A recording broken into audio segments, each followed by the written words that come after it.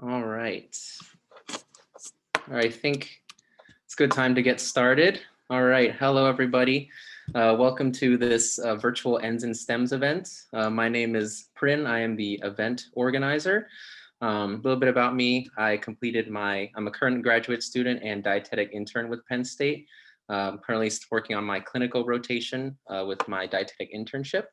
I also completed my undergraduate or my bachelor's in nutrition also at Penn State. So that's just a little bit about me.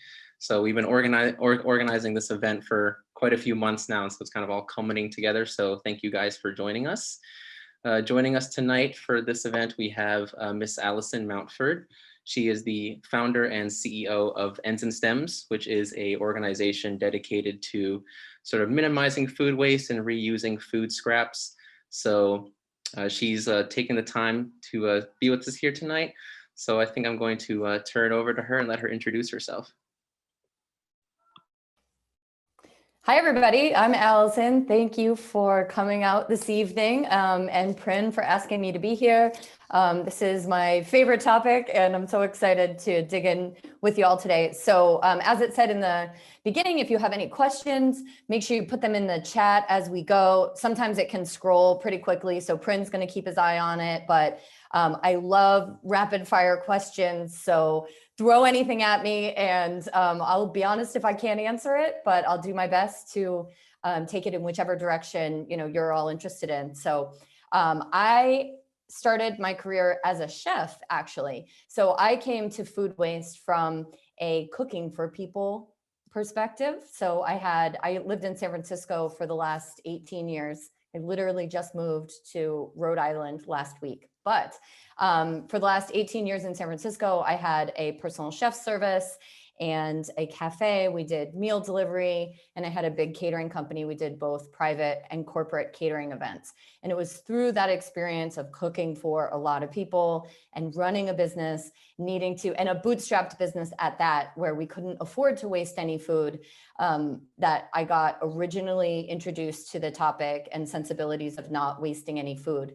And I sold my business at the end of 2015, just from a little bit of burnout, a little bit of, I'd just been doing this for so long. And also somebody wanted to buy it. I had the opportunity, and I really took that moment to think about what I wanted to be doing for the next 10 years. And I didn't have the answer to that exactly, but I knew that catering was not the answer. So I sold the company, took a job at a food tech startup that was funded and had raised hundreds of millions of dollars to serve food to everybody in the Bay Area and beyond, like a prepared meal sort of thing. And because they had so much money, their priority was not maximizing the food that they bought. It was maximizing customers. And it was, very classic venture capital backed business, which was, move fast and break things is what they say. And they threw away such staggering amounts of food that at the end of every night, we would stand outside this huge dumpster and just dump food into it. And hard as I tried to, motivate anybody to want to donate it or, get it to food shelters or, put it to use again, the whole system to sell their food was just so big and going in the other direction that a few of us trying to steer it in this more sensible and eco-friendly direction, it wasn't happening. They weren't giving us the time or the resources. So I knew I couldn't last long there, but it was in that I started learning about the environmental effects of food waste and really started, reading into the work of Save the Food. You might have seen or heard of Dana Gunders, who was with the NRDC for a while, which is like a government organization to take a more scientific approach to food waste, measuring it and really showing where it's wasted and why it's wasted. And then another group I'll reference later called ReFed, who has done a ton of work. Really highly recommend checking out their website. They have lots of cool graphs and a great just bunch of snapshots and to see where and why food is wasted. Anyway, so once I started learning about the environmental impacts of food waste, and once I was a little bit less burnt out on running a catering company, I thought my next venture would absolutely have to be combining the two, which is helping reduce household food waste. Because as I'll show you in a minute, more food's wasted in our homes than at any other point on the supply chain. So you hear a lot about farms maybe, or transportation and grocery stores. Perhaps you hear a lot of people talk about how much food is wasted in restaurants. And all of those things do matter and they add up. But on any single area where food is wasted, it is us. It is homes and consumer facing businesses. So it's restaurants, but it's not what the cooks are doing. It's what you ordered on your plate. And then the fact that you're not eating it or you're not taking home those leftovers where more food is wasted. So I thought that that was both inspiring and just so possible to change, because as somebody who's never been involved in policy or government, I don't know how to get Coca-Cola to stop putting Coke in plastic bottles and use glass. I don't know how to make laws that standardize expiration dates. I'm not even sure who to call beyond my senator. And I don't know, are they even listening? They probably have a stack of emails about all different causes. But I thought, food is wasted in our homes. That means I just need to reach a bunch of individuals and motivate people to learn and change their habits at home. And it just seemed so possible. Also, because I had done a lot of cooking in people's homes, I've probably seen the insides of more refrigerators than most people you've probably ever met or talked to. So I can see what people are bringing home and how they're cycling through. And I've worked in thousands of people's homes and talked to them about their habits. So what I started was a company that helps people change their habits and learn about cooking. It's called Ends+Stems. So it's sort of a play on root to, or rather nose to tail cooking, if you've ever heard that in reference to eating animal proteins. So Ends+Stems, how can we eat the ends of the beets and the stems of the carrots and everything in between? So with that, I'm going to share my screen and I'm going to take you through the rest of this really in the way, that echoes my story here and how I came to this. So for our first section here, I'm really going to talk about just in-home food waste, individuals and what we're doing at homes and how we can change people's habits. And then we're going to take a little break and then we'll go into the systemic issues with food waste, because there really are two parts. And the way I see it, we have, the individual at home, that's you and me when we close our front doors and it's just us and our families. But then we also do have the systems like I referenced. So we do need our senators. We need our government to make changes. We need laws and regulations to change expiration dates and help make a bigger impact all in one fell swoop. Like for instance, in San Francisco, we infamously outlawed straws, and folks that weren't ready to hear that straws were banned got really upset about that. But on the ground, it had become the culture to kind of reduce these single-use plastics, so that when that came through as a law, nobody in San Francisco was really all that upset about it. They had to tweak it a little bit for people with disabilities who need straws for reasons like that, but it was still seen very much as a good step forward. So if at home we are making individual changes to slow the amount of food that's wasted, and then on this systemic side, they're making big new laws, we can meet somewhere in the middle, and that's how we'll actually have an effect. So this is just a sample of what Ends+Stems looks like, more my backdrop than anything like that. But really you can see kind of in the bottom corner over here, the main premise is that I give people a meal plan for the week. So they will see 3 recipes. I have a vegetarian version and a meat eaters version. And then when they select this recipe with this little dot here, this is just a screenshot, they can hit a button that says generate grocery list, and it will tell them exactly what they need to buy at the grocery store to pull this off. And what I'm doing really behind the scenes is helping them by thinking through how, for instance, you can cook rice to go under the teriyaki tofu dish, but then you can use the leftover rice in the summer squash dish. So you don't have to cook twice and you're using up any leftover rice that you had. You can also use the bits of green beans and things like that. You can turn the teriyaki sauce into a vinaigrette that goes on the lettuce. And then perhaps, let's say over here on recipe 3, you have the tomato galette. So when you chop the top off the tomato, you can also cut around the stem and use those smaller bits of tomato to also fold into the stuffed squash dish. And that seems pretty logical, but it's actually a lot of work to do. And operating thesis here, really based on talking to thousands of home cooks, is that makes sense to them. They just don't have the time to sit down and think it through. And then coupled with the idea of, home cooking just kind of going by the wayside. Most of our money and attention is going to making food delivery easier, not necessarily prioritizing the culture of home cooking. So those two things combined, a lack of time, everyone feeling super busy, and then a lack of prioritizing home cooking, is leading to people not really knowing how to look inside their fridge and just whip up a dish. So, the first thing I want to say, actually, I should have before this slide, and we'll get to it within the systemic slides after in the second part. But really briefly, first off, the reason anybody should even care about how much food is wasted is because food in our landfills is actually one of the largest bits of matter that's decomposing in the landfills. And when food decomposes in a landfill, it does so without oxygen because of the way it's all packed in there. And that releases methane. And methane is one of the worst greenhouse gases that's driving the effects of climate change. But food is also one of the easiest things to keep out of the landfills. So it really makes reducing food waste just such a great target for seeing an actual change.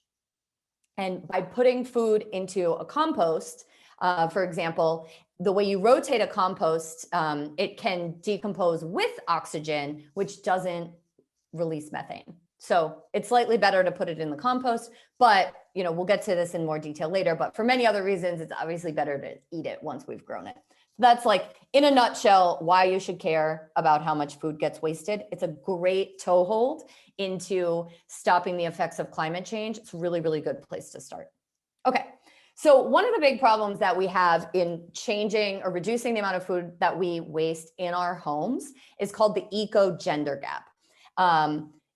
If you're a man, maybe you haven't noticed, but most eco-friendly products are marketed towards women. There are tons of articles that have come out in the last 5 years or so, like from the Harvard Business Review down here, where women are doing this unpaid work, the cognitive labor, the mental load, where there are, somebody else referred to it as the nutritional gatekeepers. So whether they have kids or not, whether they're married or not, women are really the ones who are making more than 80% of the decisions about what food we buy, what food gets eaten each night for dinner, and which, food calories are coming into the home. And it's unpaid work. And, we're seeing women in the workforce now, maybe outnumbering men in certain cases, but they're still coming home and doing almost twice as much work. And this is exacerbated when you have kids. I have a 6 and a 5-year-old.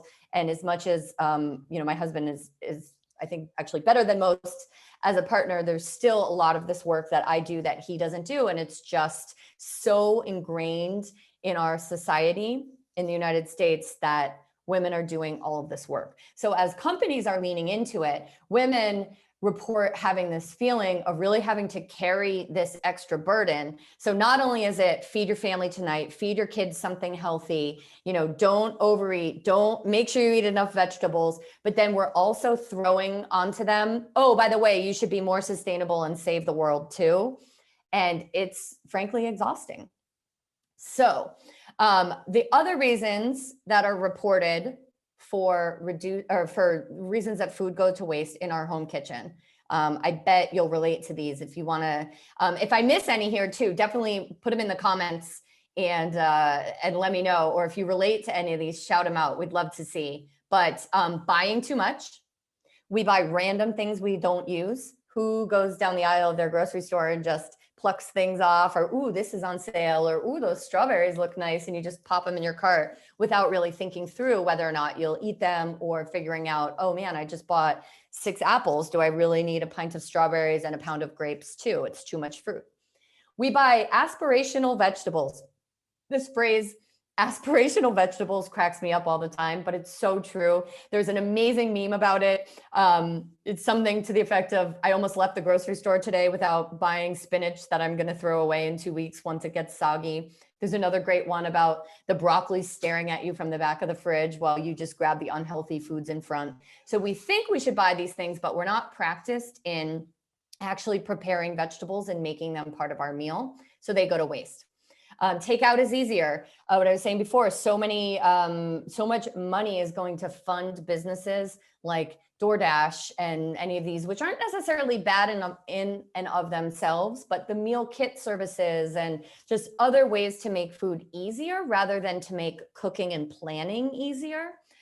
So we bail on plans. You know, it's a busy night. You come home and you think pizza would be easier than cooking that broccoli I put in the fridge. Kids and parents, kids are picky and their parents give in. You plan one meal for your kids and they complain. So I can't even tell you, I have an entire business, entire side of my business around helping parents not give in to their kids who are picky eaters and not going to make them a second meal. I actually charge money to people to get them to stop doing that. A cultural lack of culinary skills and confidence. We're just not passing that on anymore. And it's okay not to know how to cook anymore. Let's see, a fear of leftovers not being safe. We'll get into this a lot later, but nobody knows how to use their senses anymore and whether or not things have gone bad or what expiration dates do or don't mean. A dislike of leftovers is something that I hear quite a bit. And then if you dislike leftovers, but you still cooked a recipe for 4 or 8 people, back up to that lack of culinary skills, people are uncomfortable just dividing a recipe in half and they're not positive that they can do it. So they end up cooking too much rather than scaling the recipe down. So again, I've talked to literally thousands of people about how they feel about food waste and managing the food that comes in and out of their kitchens and how it makes them feel. And I've kind of summed it up as this is an actual quote from a woman in my Facebook group. And it's this idea that managing the food flow, the food that comes in, the food that you cook, the food that gets thrown away, the food that gets packed for lunches, it's an added task on the list and another thing to feel guilty about failing at.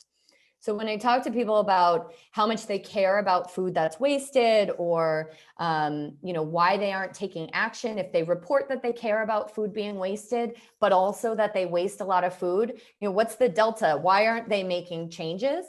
And people report saying that, if you commit to something, like as soon as you say, I'm going to work out 5 times a week, but then you don't do it, you feel a sense of failure. But if you never set the goal of working out and you still don't work out, there's less of a feeling of failure because you haven't named this goal. So it's really similar with being more sustainable. The moment people say, we should make our home more green, let's be more sustainable at home, and then they fail, they feel really bad about it in a way that they are able to ignore if they never set that as a goal. So my theory, again, from talking to all these people, is that all of these things actually have something in common. We buy too much, we buy random things, aspirational vegetables, takeout is easier, all the way down. They all have one thing in common, and that is a lack of time. And these issues could all be solved, each one of them, if we had more time.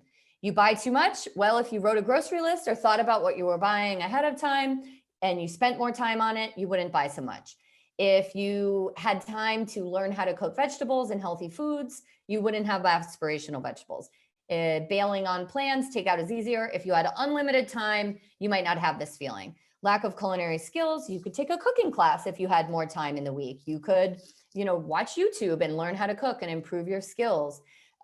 Knowing how to scale down, you could look that up. You could invest more time rather than this feeling of needing a 20-minute meal every night.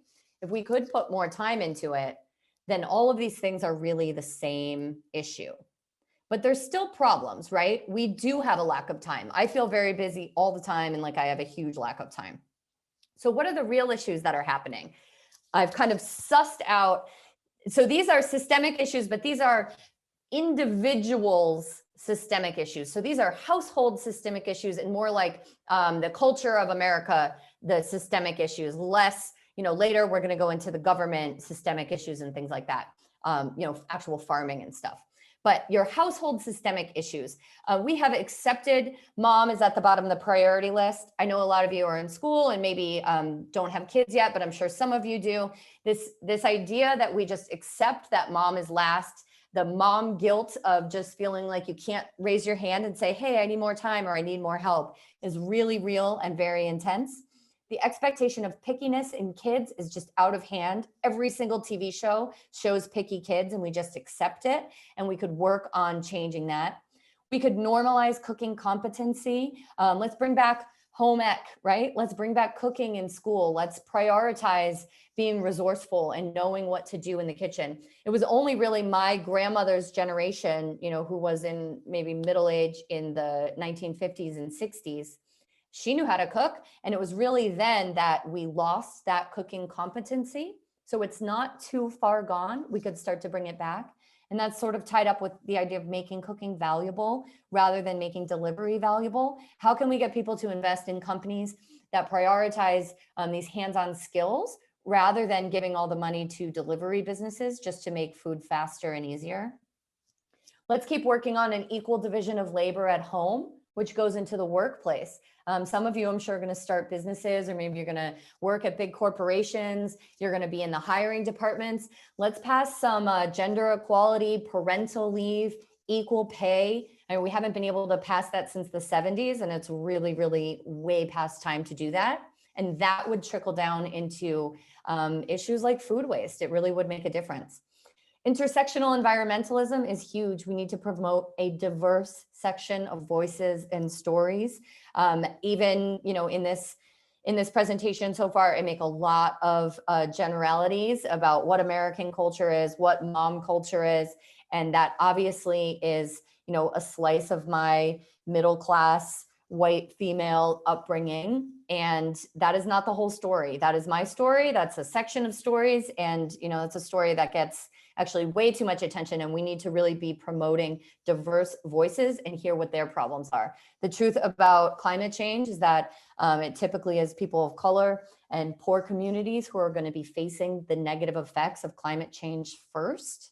So we really need to intersectionally speak about this and hear what's happening in a variety of communities so that we can build solutions that meet people's needs, not just my needs.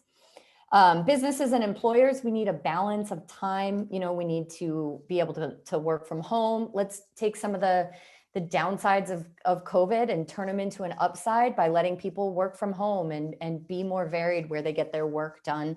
We could, in San Francisco, we had curbside composting. And now that I moved to Providence, there isn't that anymore. I will have to drive my compost to a facility or figure out how to get 1,000 worms in my backyard and wonder if I want to do that. We could get curbside composting, expiration date standardization, and then simple things too, like flexible packaging, bulk shopping. We could sell herbs like parsley by the pinch rather than a giant bunch of parsley. That's just way too much for a single person or a smaller family to use. So there are tons of things that we can do to address how much time we feel like we have to care about this issue and to learn some of these skills.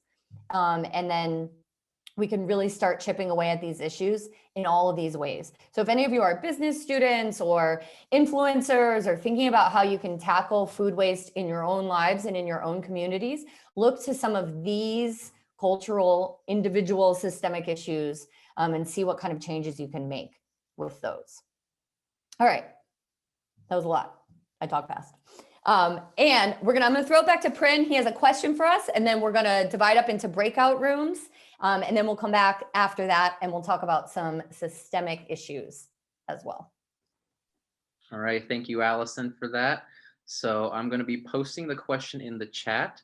So the question is, how have you personally worked to reduce food waste in your Penn State community? And if you are outside of the Penn State community, how could you envision further reducing food waste in your community? So I'm going to be grouping you guys into breakout rooms, about 4 to 5 people per room. So we'll take about 5 minutes to sort of think about that question and talk with each other about that. So we will see you all in 5 minutes. All right, well, hopefully you guys enjoyed that first little breakout room, a little discussion session. We'll have another one coming up a little later, but hopefully you guys had some good conversations and discussions. So I will be turning it back to Allison to present some more content. All right. I had fun in my breakout room. I was glad to join. Okay, I'm going to share again. So now we're going to go into kind of the bigger picture. So this is less specifically about us at home and more about in general. So this was the slide that I was kind of referring to. You can read this, but basically 35% of all the food in the United States went unsold or uneaten. And the crazy thing is that that number also tracks globally. It's a little bit, it's higher or lower in certain countries, but if you average everybody together, it's about 30%. And maybe for another talk, or if for further information, if you're doing your own research, it's important to separate the difference between food loss and food waste. So you'll hear a lot food loss and waste. So loss tends to happen more in developing countries, and then waste tends to happen more in wealthier countries where people just expect, their grocery stores piled high with food and things. But loss is basically you harvest something and you don't have refrigeration in place to prevent it from going bad before it can get to people's homes. And waste is where it actually did get to people and then it was just wasted. So this number, 35%, really is wasted, which to me, the connotation of it sort of just implies that it's preventable. And if you aren't particularly motivated by that, maybe you're motivated by money. If you're starting a business or looking to raise money from investors for your business, they're always going to want to know what's the total addressable market, what's it worth. And this is a big number. There is a lot of food and there's a lot of money in wasted food. That's a lot of money you can save for other companies. That's a lot of money you can save for the government or the world. So there's a lot to work with there. Total greenhouse gases. And then as we said before, most of it becomes food waste, which goes to the landfill, down the drain, or was left to rot. All not good. And one of the most important reasons, I suppose, of why it's not good is to grow a tomato, get it to the grocery store, or the farmer's market even, and get it to your house. You're not just wasting that tomato, you're wasting land, you're wasting fresh water, you're wasting gas, you're adding to the emissions because of the refrigeration that got it to you. And refrigeration is, infamously one of the worst things that we do for the planet. So it's not just the tomato, the tomato is really just the tip of the iceberg. And then you're wasting all the things behind it. And when we talk specifically about water or land, those are really finite. We can't just get more of those. So you may have this sense that, it was just one tomato. I can go to my grocery store and be home in 5 minutes with endless more tomatoes if I need them. You're missing the point. The point is those non-renewable resources that were wasted to do that. I don't have the specific stat in front of me, but basically, when we get to the estimated global population of 2050, when we add millions more people to the planet, in order to feed them all and continue wasting food at this rate, we will need to plant more crops the size of the landmass of China. Where are we going to get that land? We don't have that land. But on the other hand, today already, we produce enough food and calories to feed everyone on the planet in 2050 without needing any more land to do so. But we're just wasting it. And that is, I don't know. I think you're going to wake up in the middle of the night and think about that fact. That is bonkers that we would just keep doing this. But also, especially for those of you who are kind of at the start of your career or figuring out what you're going to do, this is really solvable. And I think it's really exciting because you can do something about this. We don't need to go to Mars and figure out how to grow broccoli there. We can already do it here. We just need to change some habits and values and attitudes around it. This I love, and also brings up the second point, which is just the numbers of people in the planet and next door, down the street, and in the United States who are food insecure or don't have enough to eat.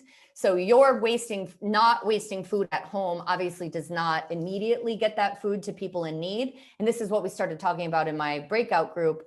That's a huge part of this conversation. And I feel like when you're, going into a food waste business, there's like the environmental side of things, and then there's also the human side of things. So a lot of money and work has gone into the food recovery services. And I think Prin's going to talk about Lean Path a little bit later, how you make too much in the cafeteria, you make too much at a catered event. How can we get that food, once it's already made and produced, onto the tables and into the hands of people who don't have enough to eat? And how can we do that in a way that sees the humanity in them? It's not taking a bite out of this apple and then giving it to somebody who can't afford a better apple. How can we really get people high quality food that keeps them healthy and gives them a good quality of life in a way that's very human and respectful and, has empathy and equity and care for everybody on the earth, because there's already enough food for all of them. We just need to get it to different places at different times.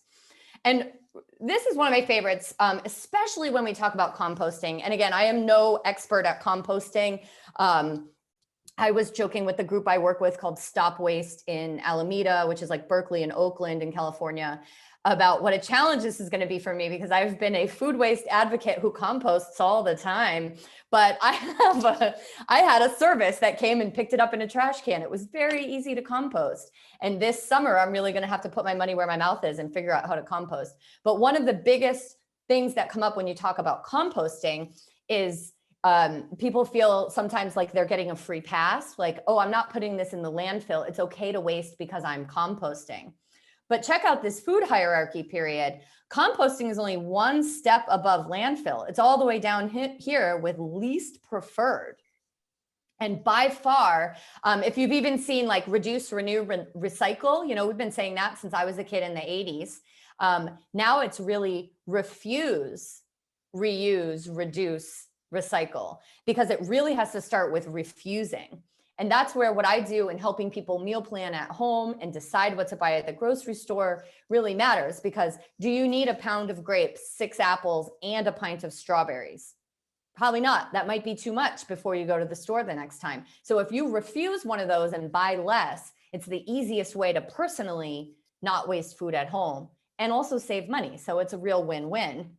But the more we refuse, the more we can reduce the surplus food that gets generated and then wasted. So then the next best thing to do is feed hungry people. And again, when we were talking about this in the breakout group, what I didn't get to say to Rhonda, who asked about getting food from events and getting it into the hands of people who are food insecure or who are in need of food. This is the exact problem that I had at the big company that I worked with. They had a ton of money and they just straight up didn't care about getting that food to a place where it would be able to be eaten. And unfortunately, when you have big companies or a catered event, the question is, whose job is it? It's not really the caterer's job. And it might not be the person who feels like they paid the caterer for the food. It's not really anyone's job. Often there's no ownership over getting that food to people who need it. And worse, in a lot of people's minds, sometimes that process costs money. So imagine you paid $2,000 for a caterer to come to your event. And then at the end, they made enough food for everyone you said was coming. Let's say you said 200 people were coming, only 50 people showed up. So you have food left over for 150 people. Who's going to pay to have that food packaged, labeled, driven, approved, and then given to a facility that can disperse that food? Is it your job as the person who already paid the caterer? Or do you feel like it's the caterer's job to reduce that food, even though you were the one with the full guest count? Nobody wants to pay for that. It cuts into the caterer's business. It doesn't let them have a good business. And you've already paid a lot of money for this event that you threw. Maybe it was a once in a lifetime event, and that was a lot of money for you to throw this event. Who's going to get that food there? And quite literally, what are the steps? How is it going to get there? And a lot of times we don't have the answers to those questions. And that's why it ends up going to waste. So you end up with a lot of big hearts and people who want it to go to the right place, but nobody's kind of stepping up and taking ownership over that problem and putting the money behind it, really is what it comes down to a lot, to get that food to the people who need it. I had the opportunity to work with a food redistribution center. And my job was sort of to be a fly on the wall as a chef and kind of sneak in. I mean, I was allowed in, but I was supposed to just observe what was happening in big campus kitchens. So like Pinterest, HP, big like Silicon Valley corporate kitchens where they were feeding thousands and thousands of people a day. Like the kitchens where over here we have the grill and this is the barbecue station. We've got the pizza station, the breakfast all day. We've got the sushi station. And all of this food and frankly, just entitlement that we could have whatever we want, whenever we want it, every single day. It doesn't matter. I just want my sushi roll fresh, whether I want it today or I want it tomorrow. I don't want to have to plan for it. Just give it to me when I want it. And they were wasting so much food. And when we talked to them about having the food donated, but paying to have it picked up, they all sort of just said, oh, it's not in our budget. We can't do that. And then we sent it to HR, we sent it to the sustainability group, and every group just punted it to the next group and said, we don't have the budget for it. And worse, they said, why should we have to pay for it? We're donating our extra food out of the goodness of our hearts. Why should we have to pay for this? But you pay for your garbage to be picked up. Nobody's garbage gets picked up from their house for free. Are you giving your garbage to the landfill out of the goodness of your heart? It just doesn't track. Somebody has to step up and pay for it. And it's currently something that's just so easy to punt to the next department and say, we're not going to donate this. It's out of the goodness of our hearts. If you want us to pay for it, it's just going to go in the trash. So that's why tons of food ends up in the trash. Next would be to feed animals, goats, chickens, your dog, but that might not be good for your dog. So I don't really recommend household pets. Industrial uses, this would be like, you can use oil for biofuel. This is a little bit hard for most of us to do, but it's still better than composting, which is really counterintuitive to a lot of folks. Composting then comes next. And then the last resort should be landfills. Unfortunately, you should look into, John Oliver did a great segment recently on recycling, but we just sort of have this sense that, oh, they'll take it away and it'll go to the right place and we never have to think about it again. But again, the planet is really an increasingly small feeling place and there just aren't any spaces for this stuff anymore. So this is also one of my favorites. This is the graph. This is the updated version. So this is from Refed. And this is the updated version of what really inspired me to start my business in homes, because homes are wasting 37%. Consumer facing businesses only 28, manufacturing is 14, and farms are 20%. I feel like you hear a lot of people just assuming, oh, farms are plowing good food back into the soil. And really, these are businesses. So any business worth their while is not able to sustain such a financial loss by having so much waste that has value to it. And then what's fascinating to me, probably my least favorite stat, is that in the consumer facing businesses, think restaurants, here's a list, restaurants, retail, other food service, 70% of this waste still comes from us individually. So when we go into a restaurant and we order all the appetizers, we split a salad, we've been here before, we know the sandwich is too big and we can't eat the whole thing, but we get one anyway, we don't split with our friend, and then you get that second half and you think, I'm never going to eat this again, and you throw it away, or you take it home and you think you're going to eat it again, and then it just dies in your fridge. And then once it gets soggy or moldy or smelly, you don't see it as food waste anymore, it's garbage, and then you don't feel bad about throwing it away. So even with restaurants and grocery stores, we are still individually the cause of most of the waste. So again, I find that both infuriating and also just filled with such potential to inspire people to change, because it's so much easier to just stop doing that.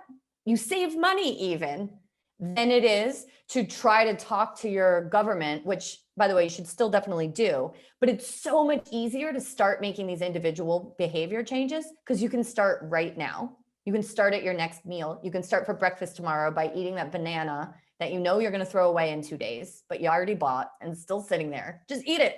It's such a good place to start. Okay.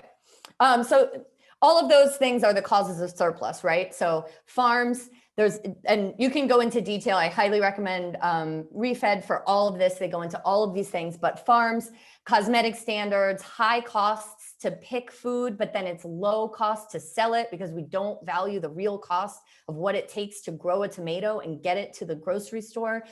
Farm subsidies and all these things are messing with our food system, and it's a big problem.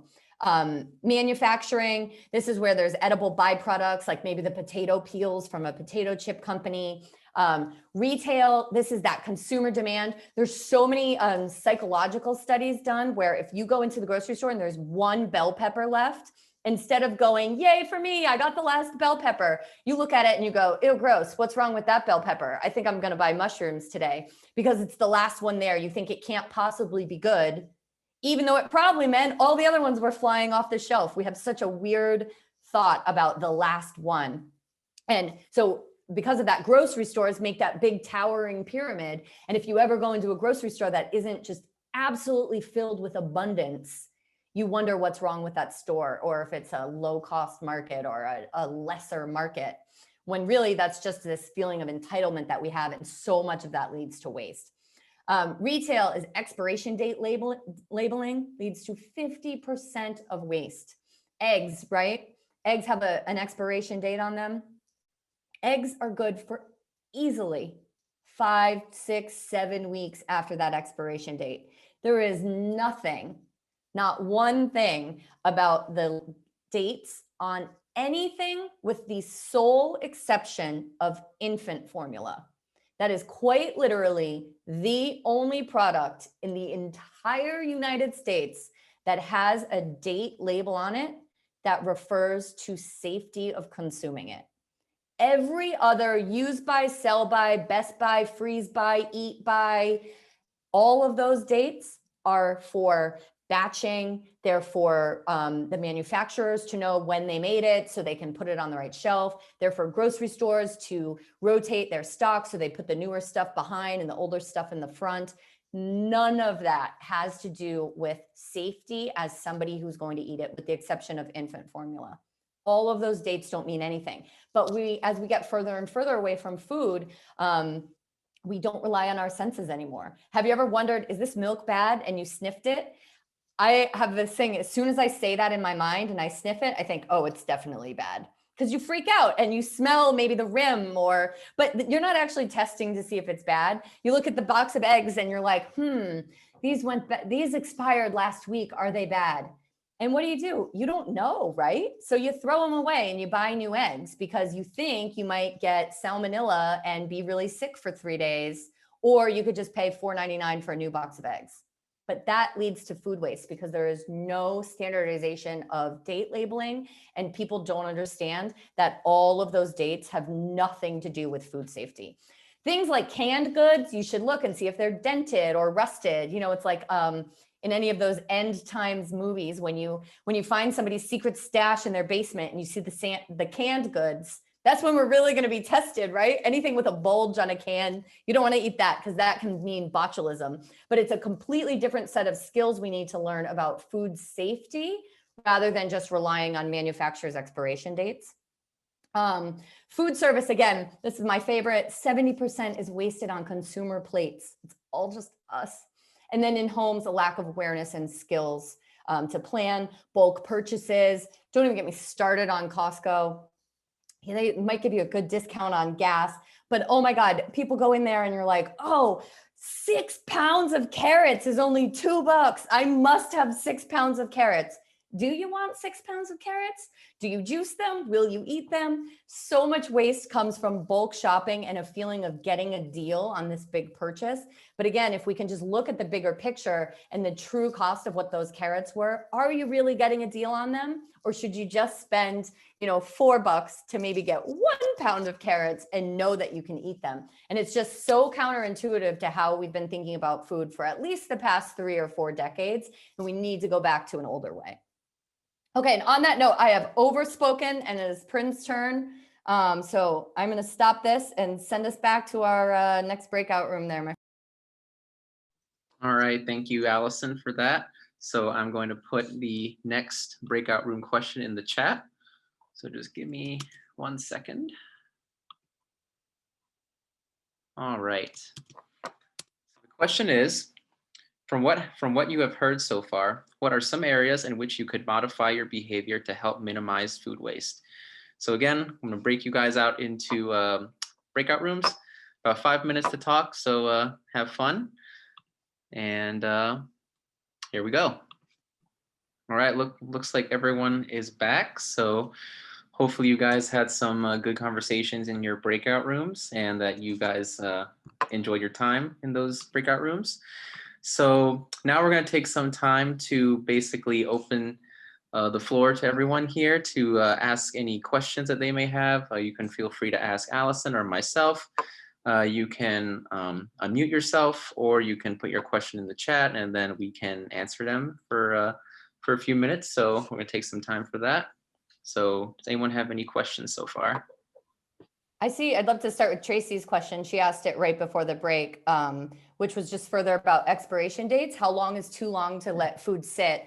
Which, first of all, if you're referring to food that should be refrigerated, let's say you have yogurt or milk on the fridge, the legal, like food safety wise, this does become then a food safety issue, is 4 hours. So when the health department checks your restaurant, they want to know that nothing has been out for 4 hours. Things on a buffet table, they actually have this complicated labeling system to make sure that things can be held hot, or refrigerated things can be sitting on the counter for 4 hours. So if you had a package of chicken that should obviously be refrigerated and it's out for longer than 4 hours, that's when you would start to get into the danger zone.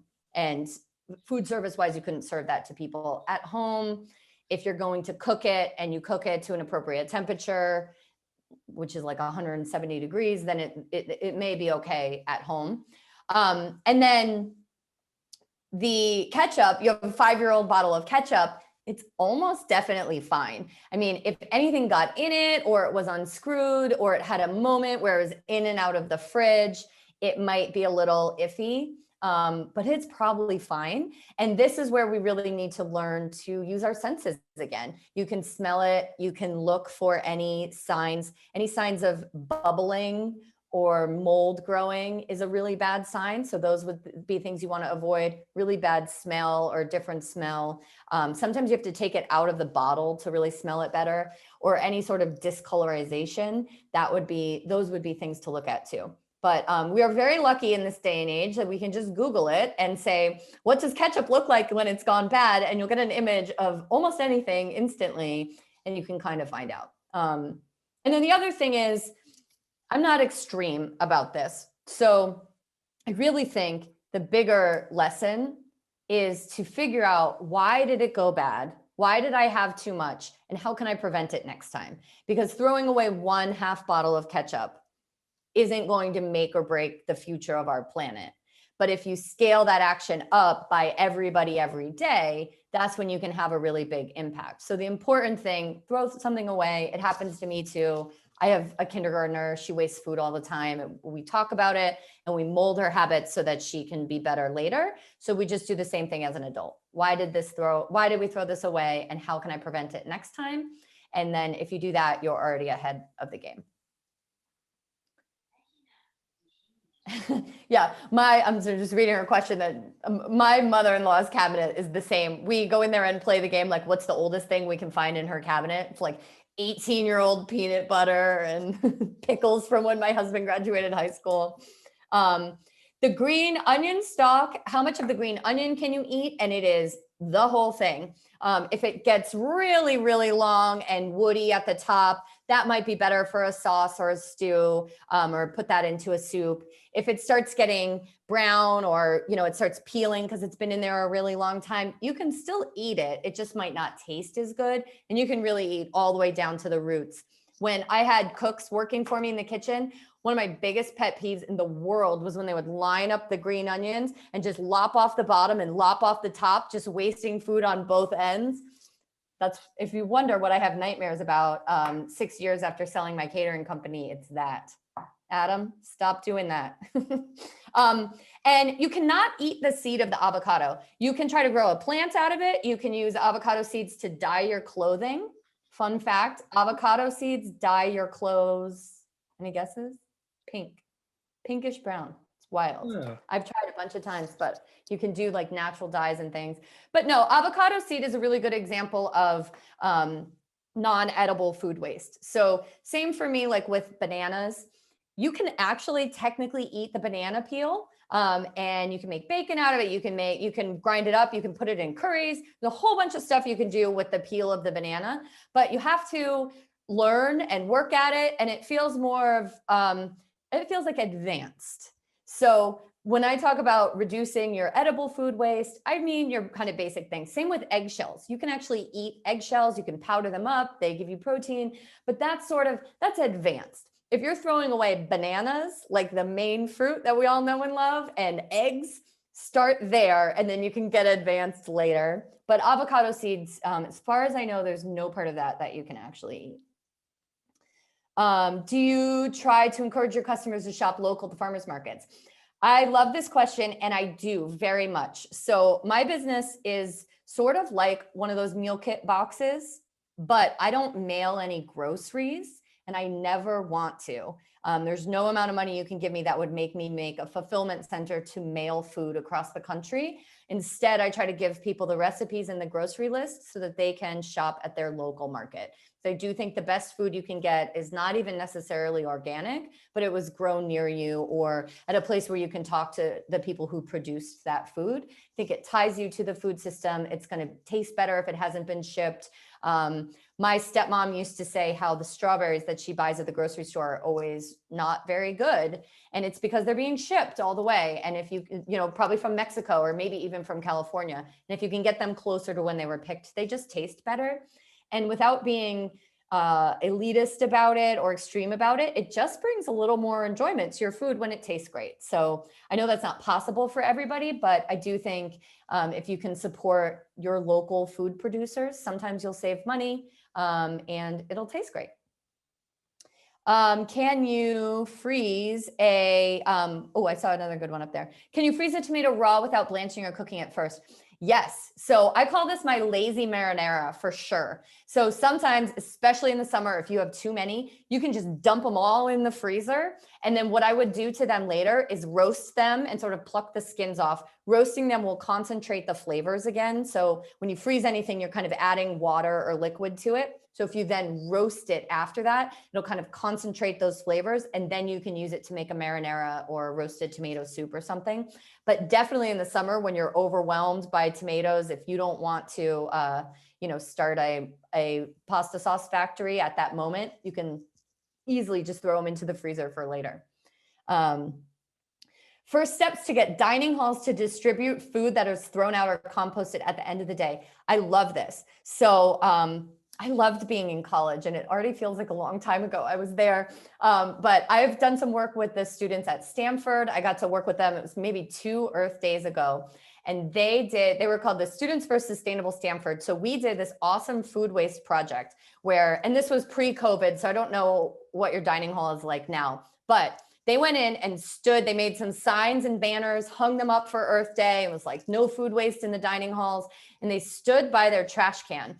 And every time somebody was about to throw their food away, they asked if they could take a picture first. So they took a picture, and pretty soon they had hundreds and hundreds of pictures, and then were able to just put them all together, and then went back and hung the posters up later to show people the food that they were throwing away after, putting too much on their tray.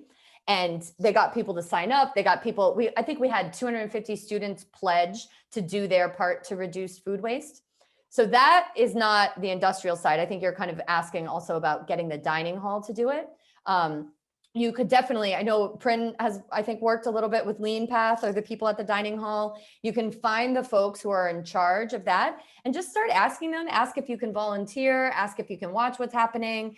And then maybe they need people to package up the food at the end of the day. Maybe you could start, a list of folks who wanted to come in and help package up the food, or you could research places that are doing food pickup and maybe they need money, and then you could do a fundraiser. Or maybe there are places in San Francisco. There was one place called Food Runners that was one of the earliest food donation places, and it was free, but they needed labor. So somebody had to package the food, label it, make the call, and then meet the food delivery person. And oftentimes the cafeteria can't do that because that means they're going to have to pay somebody on staff to do that extra work. And the cafeteria might not have the budget for that employee to do that. But if you were passionate about it and volunteered to do that role, you could draw some attention to it and you might be able to get something like that worked out. So I'd kind of start poking around in those places.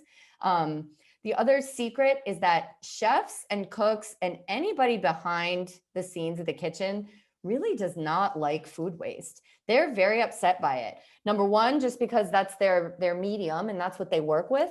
But the other thing that's really upsetting to cooks at any skill level and at any facility is that they cooked this food for you. So the fact that they spent all day and then they just have to see it go in the trash can at the end of the day, it's not why they got that job. Even if they're not destined to be a chef for their life, it's pretty demoralizing to do all that work and then just watch it go in the trash can. So if you start asking the cooks what's happening with the food, how can you help, how can you get involved, the individual cooks might be a good way in to start making some changes there. Let's see. Right, thank you, Allison, for that. Any other questions at all from anybody? If not, that's okay.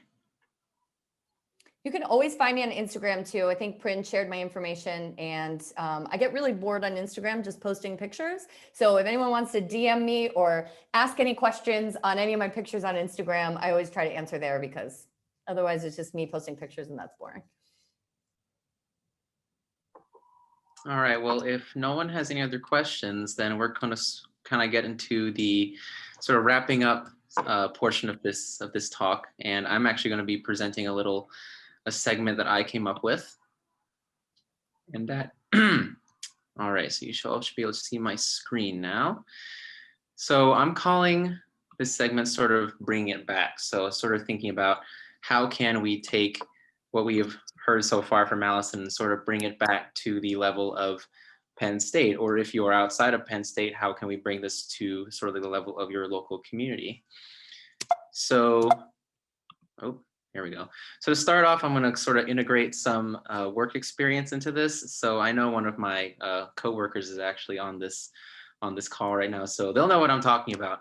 But for the past 5 or so years, I have been working at Pollock Dining Commons, which is one of the on-campus dining halls at Penn State. So my current position there is I am a culinary assistant. So what that means is that I actually help assist the full-time cooks who work in the kitchen to basically with food prep, meal prep, and sort of actually producing the food so it can be distributed to students. And I would say that my 10 or so semesters of employment there, it's definitely sort of given me a sort of unique perspective on how the university itself manages food waste, in that there are many times where we produce a large batch of food and then we distribute it to the students, and then it comes towards the end of the shift and there's still a lot of that food left. And so it's sort of like Allison mentioned before, there are many instances where we feel like we put so much time and effort into producing this dish, and yet it comes back to the kitchen, we have to compost it or throw it out, unfortunately. So it's sort of given me a sort of unique stance on how university approaches it, and also how we approach inventory spoilage. Like if we are, say, cutting up, say, about maybe 10 or so pounds of green bell pepper, and okay, if we have one that is moldy, what do we do with it? So usually we're told to just kind of throw it out, but I think it's kind of good to sort of like, oh, can I trim this part here and still use all this here? So that's sort of kind of how I view my work experience in this regard. And as Allison mentioned, I'm going to be talking about Lean Path a little bit. So for those of you who don't know, Lean Path is essentially the sort of food waste tracking system that Penn State Campus Dining utilizes in all of their dining halls. So it's a way for us to sort of keep track of which specific type of food is being wasted or composted, and also how much that costs if we were to, say, waste that exact same amount for an entire year. So I'd say it's a very useful tool to sort of give us an idea of how much food we are throwing out and where it's coming from. So we can get some very useful data from that service. So I'm also going to touch on EcoReps. So EcoReps is basically an on-campus sort of student sustainability team. Prior to COVID, we would see them sort of grouped around campus in different locations and at these little tables and sort of inviting people to come over and talk about, sustainability issues and sort of educating others on these, relevant sustainability issues and what maybe they can do about it. So there are teams that are on campus that sort of address these main issues. All right, so this is another interior picture of Pollock itself. So again, from a Penn State perspective, this is sort of kind of thinking about, okay, this is how we manage food waste and sort of really thinking about, okay, if I waste this particular food because of these reasons, what are some ways I can sort of reduce that? Like, do I need to maybe meal prep more effectively, or maybe, as Allison mentioned before, not buying as much food as you think is necessary. So maybe buying less, and then you'll be able to use that to its sort of more fuller potential. So just kind of keeping these things in mind. And also kind of going at it from a student farm perspective. So I actually forgot to mention this earlier on, but I've been working with with Penn State Student Farm for the past 3 or so months. So it is basically the on-campus farm that is run by Penn State. And so they provide a lot of local produce to several of the dining halls on campus. And so I know they have a lot going on with the composting and sort of like, going with the sustainability and everything like that. So there are other sort of resources on campus as well that sort of bring about these, addressing these issues as well. So I think that's a really great thing. And so I think that is sort of everything we have here for you guys. So if you want to connect with Allison, these are some resources that she shared with me to sort of kind of post here and share with you guys as well. So there's a links to like a food waste audit, also a recipe for a use it up frittata. So sort of like a recipe that uses different food scraps as well. And if you want to follow her on Instagram, this is the sort of link to that page as well. So if you guys want to check out these resources, you can. And also lastly, if you want to say, kind of look into the student farm more and sort of investigate what that's all about, I've also shared some little links here that you guys can check out. So we have the links to the main website, their Facebook page, Instagram page, and YouTube channel as well. So if you guys like to sort of go into sort of what the student farm is really about, you guys can check out those resources as well. And so I think that's everything we have for you all tonight. So thank you all for those who came out tonight to listen to Allison speak and talk about these very important issues regarding food waste. If you have any additional questions, feel free to hang around and feel free to ask her or myself. And like I mentioned before, I'm going to be posting a sort of a little evaluation form that I created to kind of get some feedback on how this event went and how you feel like it went. So I'm going to post that in there now. So I'm going to stop sharing my screen. All right. Thanks, everybody. Thank you, Prin, for having me. This was tons of fun. I really enjoyed being here and getting a chance to talk to all of you and meeting your parents, who kind of stole my heart. So yeah, they're great. They're there. So all right, let me get that link. All right. All right, just give me 1 second, everybody.